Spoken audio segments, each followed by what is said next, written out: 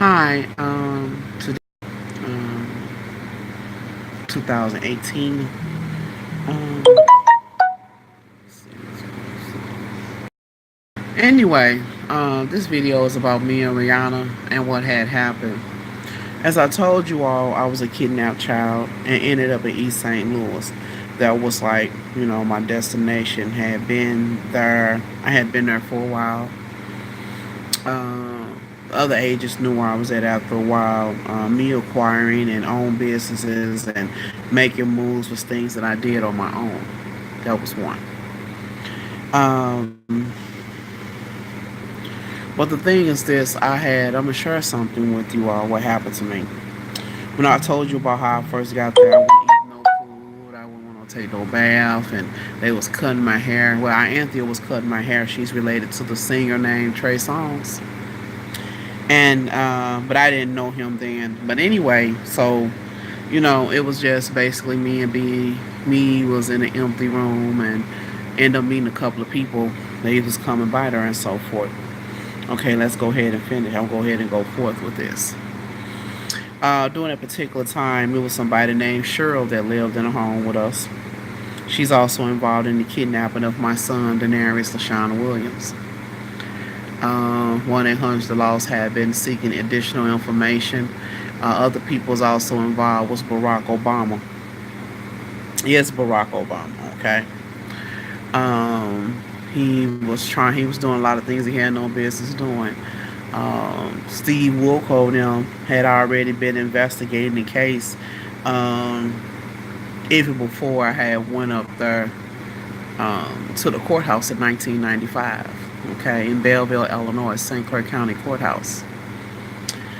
The first time I went and they called me up there, I'm thinking it was possibly some great news, and then my heart just broke down, And when they called me up, I just, and I'm being a parent, and anybody on here that's a parent understand how it feels, And Chris Brown is hurting too. That's our son. Then our other daughter, um, it has something to do with the rapper known as Nipsey Hussle as well. Because I'm wondering how did he have a tattoo on his neck talking about our son, me and Chris Brown's son, Dior, the deceased. He kept saying that they found out me and Chris Brown's daughter that I had in 1987 saying she was deceased. Talking about he named her Imani and all this other stuff while 1-800-LOUIS is investigating. I'm like, what type of games was he playing? Okay. Now let me get to me and Rhianna. So while I was in a home, I was laying down on the floor, and Cheryl had company. This guy came in there. He was touching all on me, and I was like 9 years old, and he just kept touching on me, following me, whatever. I thought he was grown, but come to find out, he was just an older teenager. He probably was like about 15 to 16 years old, somewhere up in there, and he sodomized me. And I screamed and I hollered, and Yvette had ran in there and kept telling him, trying to pull him off of me, and the more she was pulling him off, and she kept hitting on him, telling him to leave me alone and get his stuff out of. So that went on, and she was checking me and trying to stop me from screaming and hollering and all that type of stuff. And the more he kept trying to, for some odd reason, pull himself out of me, it seemed as though his penis was getting larger and larger, and I was in excruciating pain. I mean, I was hollering. Oh man, I remember like yesterday. So as times went on, also I had met Chris Brown. All of us was in elementary school. Rhianna, all us, and me and Chris Brown, us, and used to be around each other with this guy named Steve. We all used to be dancing and singing and doing a whole lot of things. His mom used to come over there and stuff. And but I'm just showing relation. And Rhianna used to be around us too. She didn't really dance, and she just used to just sit there and be trying to be in the refrigerator all the time. She eat. Rhianna eats a lot. And so anyway, when the other person that was involved in my kidnapping was Sharon Osbourne. So what they had ended up doing was they was trying to cover up their mess either with me or her. Now, take in mind, she knew who my father was. She knew my father owned Atlanta Records. She know who my mom Betty is and all that. And there's a lot of people in the entertainment industry betting on me because, like, when Smokey Robinson had started coming, we was kids, and my brother Bruno Mars was around. Brian, his real name is Brian, and he was like, because he called Smokey Robinson Mr. Smokey. He was like, Mr. Smokey, here go my she go, and he was like, let me go get her. And when I was coming up the street, he was like, I don't know if that was her or not. Then, because we was at a distance, and Mr. Smokey, like, I know that's ironic because they know me, they've been knowing me. So as time was going on, so the things I was going through, the other man that was involved in my kidnapping, this man that was calling himself Ron, was around East St. Louis and St. Louis area, telling people he was my father. This man was stealing from me the whole time, and you know what? Kept changing my mail up. He just kept doing so many things towards me. Meanwhile, I was fine. I always had been financially stable. Okay. Um, and that's what it was. That was the difference between me and Rhianna. Now, the man that called himself Donnie Hathaway was also involved in my kidnapping along with Sharon Osbourne. They did so many things towards me, and Sharon Osbourne had also fondled me vaginally when I was a little girl. Her and that other man that kept trying to act like he was my father. And they also was doing things to her husband, Ozzy Osbourne. They would every time they go pick him up for for go practices, he dazed off it. That's why on some of his videos, when he started coming around, everybody looked like he was wired out and all this type stuff. And they kept saying, "Oh, you on drugs?" Or but when they tested him, he didn't have any like drugs in his system, no heroin or nothing. He was being drugged a lot. Okay, by Sharon Osbourne and a lot of stuff. And once he got away from her, he kind of started getting his life together. Then he went back, and it was just a back and forth thing with them because he knew what Sharon Osbourne was up to. Sharon Osbourne was the type of woman, she knew that he knew people, and he knew people whom he could borrow money from. Now, take in mind when he started dealing with my father at Atlanta Records, he had gave them like so much money. He was like, man, what a music. He's supposed to have some music already. To only Sharon Osbourne blew through the money. It wasn't much but a couple of $1,000s to get him started or whatever and do this, that, and the other. And Sharon Osbourne in turn kept having him trying to borrow money and do this against that. You cannot borrow money against something you don't have. See, my father took his word that he had the music right then and there, but what it was, he had somebody. That's what he had started doing. Osbourne not knowing how the music industry works and all this and that. She basically put everything in a bind, and we went to the process where she was trying to. She did so much corruption, like I said, they did some stuff to Rhianna too.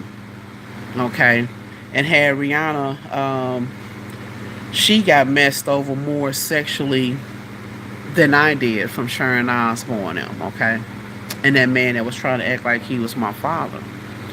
And Donnie Hathaway had something to do with it a little bit too because Meek Mill and Rihanna, all of them already knew each other. And Rihanna just went through a lot of stuff too.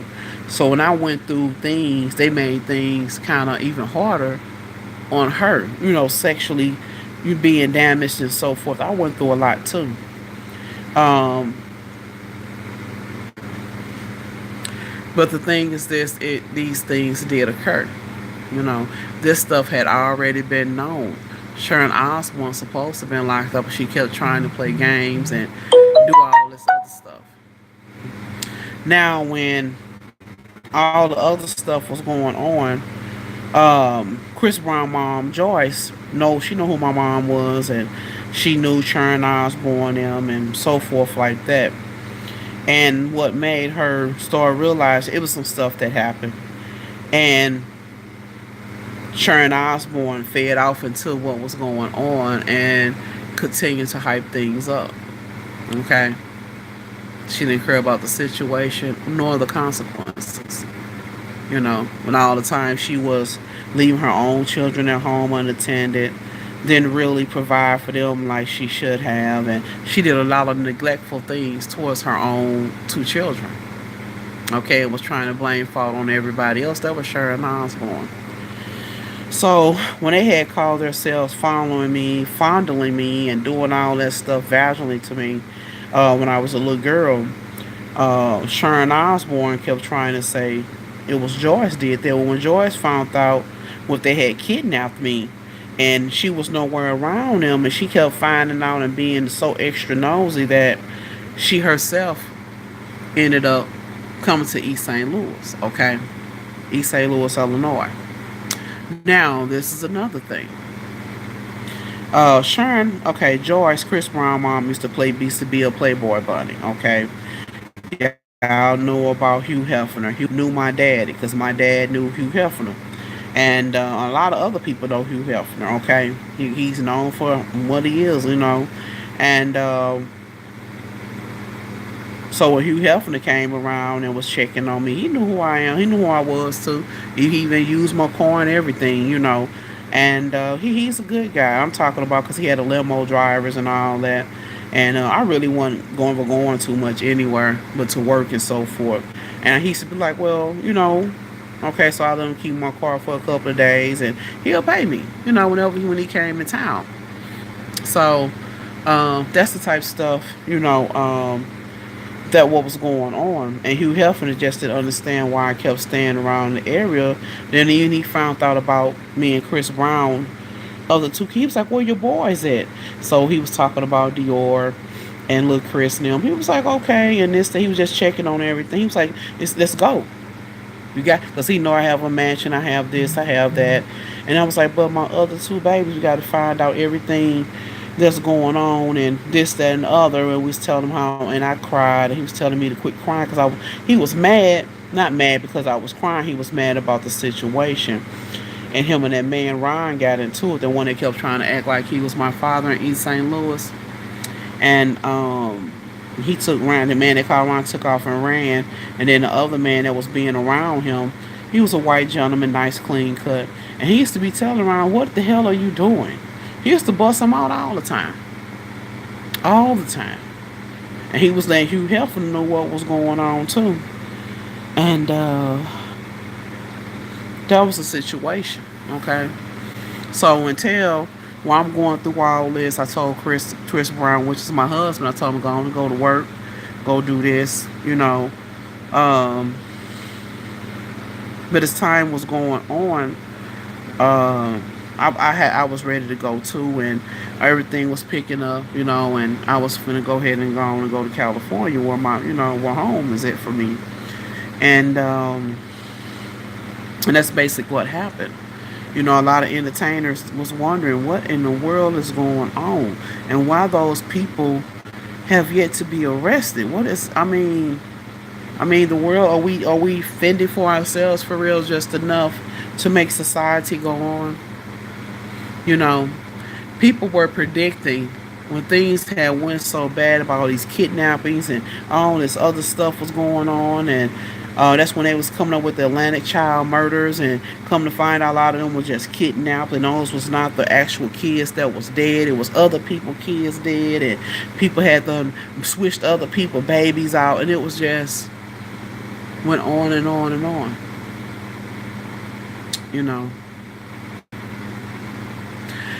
But anyway, these things did occur. And these people thought that they were going to get away with what they were going to get away because I could not let it go. As much I used to try to forget a lot of things, but you can never forget your children. You can never forget your family.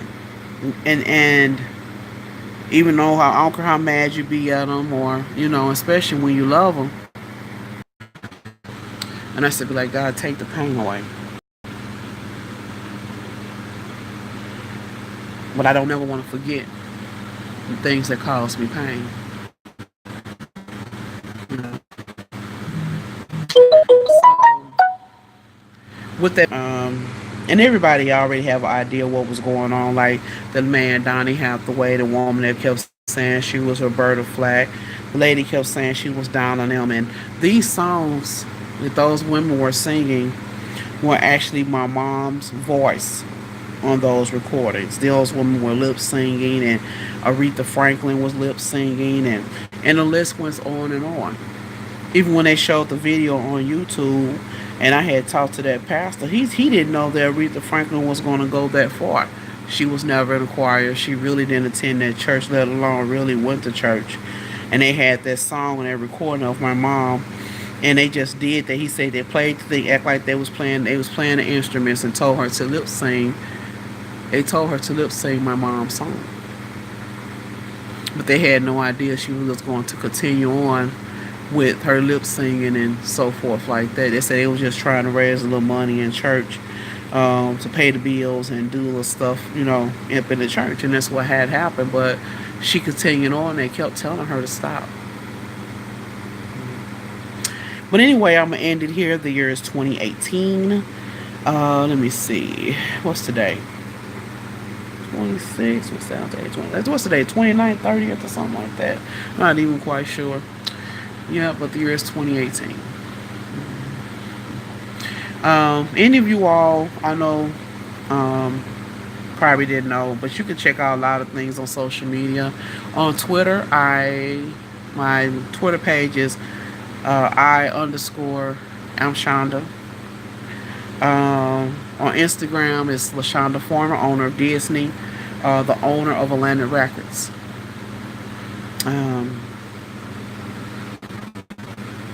And I also own a lot of other companies, which Mac Cosmetics and Dior and Clinique and Coach, Apple, Samsung, own the creative Google and all these other things. I own Disney, expanded it, and got Pixar, Dream Creation, Universal, Motown, Warner. The list goes on and on. Some things make money, some things don't.